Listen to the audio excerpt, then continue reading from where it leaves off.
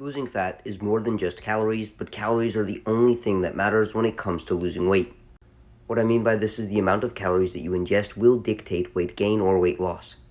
But nutritional and lifestyle components will dictate the ease at which you can lose or gain this weight, and will dictate the composition of the weight that is lost.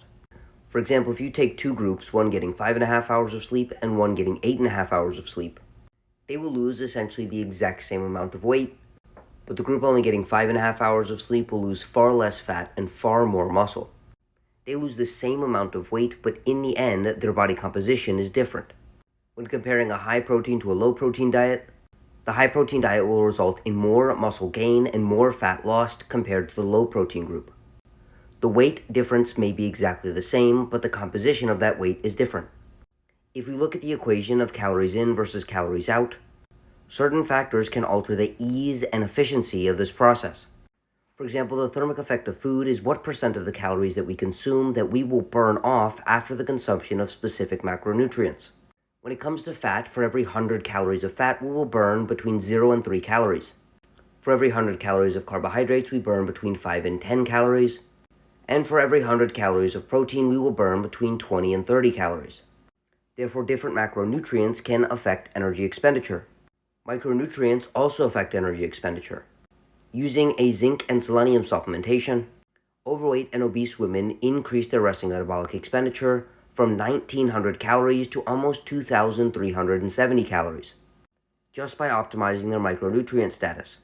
Micronutrients play an essential role in energy metabolism, and a deficiency in micronutrients can decrease our ability to utilize energy, therefore decreasing our resting metabolic rate. The health of our thyroid can also increase or decrease our energy expenditure drastically.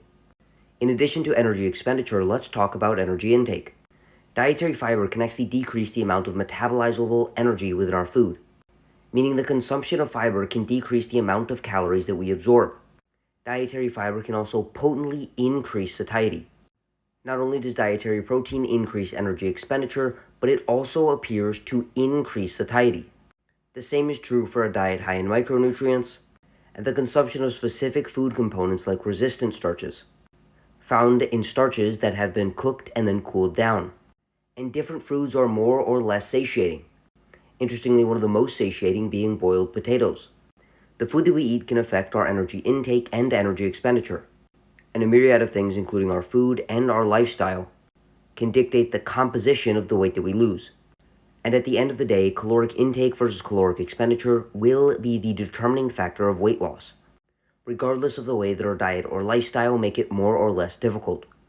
And the composition of this weight is dictated by things beyond calories, specifically things like micronutrients, macronutrients, and our lifestyle. With that being said, if you would like an individualized approach to your nutrition and lifestyle to optimize your health, energy, and body composition, send me a DM to sign up for coaching.